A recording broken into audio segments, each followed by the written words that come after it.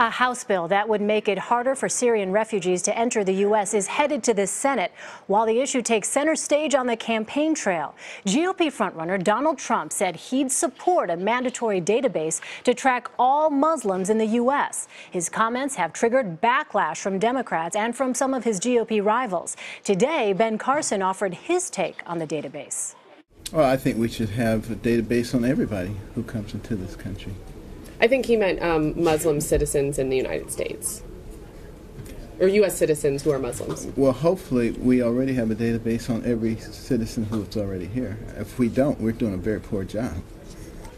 So do you condemn his comments that we should, have?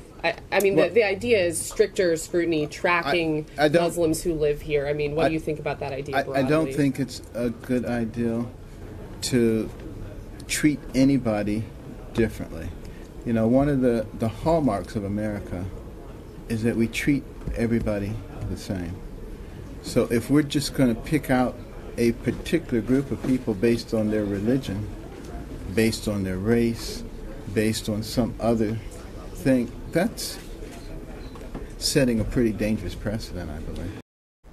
CBS News senior political director Steve Chaggaris joins us from Washington. Steve, a lot to unpack here. First of all, we should mention Donald Trump had a rally a short time ago, didn't make mention of this, but what do you think when it comes to Donald Trump's comments about having this Muslims-only database? Are those comments going to hurt him or help him, you think? Well, first of all, I think it's important to note that it's a little unclear. These were answers to questions where the questions were more specific, I think, than Donald Trump's answers. So where I think there's a little bit of reading into what Trump is saying here, and I think it appears that he endorses this, but I don't know if we definitively know that. The problem is he hasn't really clarified that since the initial Q&A yesterday. So we were hoping that he would say something today, and he didn't. So will it hurt him? I don't know. I mean, this is the type of thing where Republicans seem to constantly poll after poll continue to back Donald Trump. Every time he says something controversial, it seems to only bolster or at least solidify his support.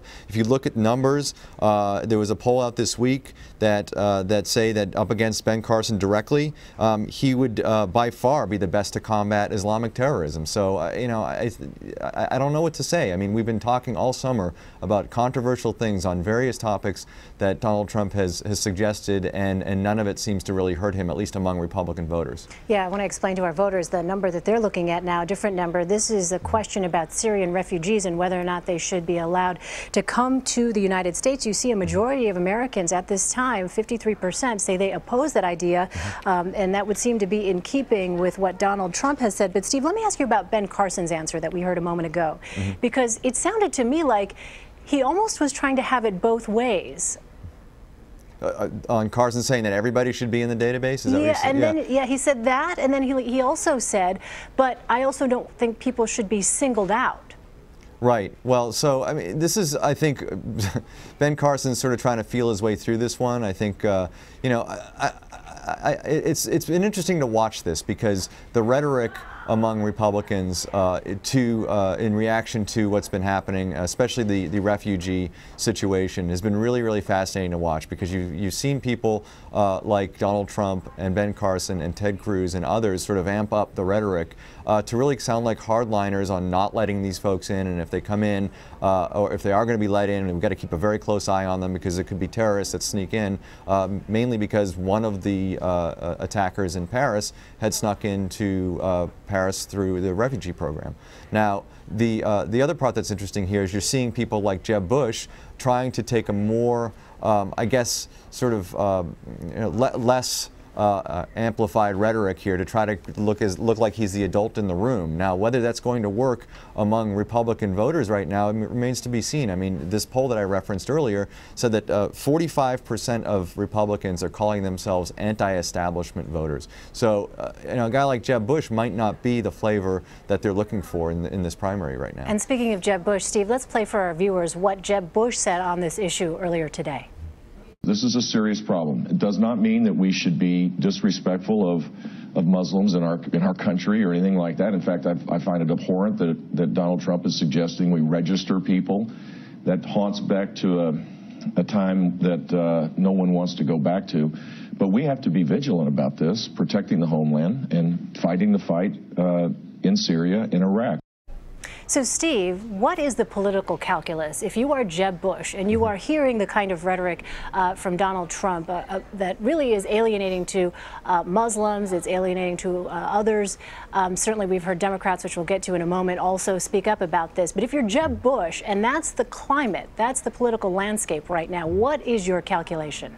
Well, the calculation is that you're figuring that at some point this red-hot rhetoric is going to cool down at some point, and cooler heads are going to prevail, and look for somebody who's going to be able to deal with this without sort of fanning the flames of this hot rhetoric. And so I think Bush feels that at some point voters are going to sit down and say, is this just over the top, the kinds of things that Trump and Cruz and Carson and others are saying, or if it isn't, then it doesn't benefit Bush. But if it is, then they're going to be looking for somebody, like I said, the adult in the room who can sort of deal with these issues from a more middle ground, sort of thoughtful way of dealing with it. And that's a gamble that he's taking. It's more of a general election view of things, at least at this point, and I don't know if that's going to be enough to help him in this climate in the primary where again, Republicans are looking for an anti-establishment candidate, looking for somebody who's just going to shake things up.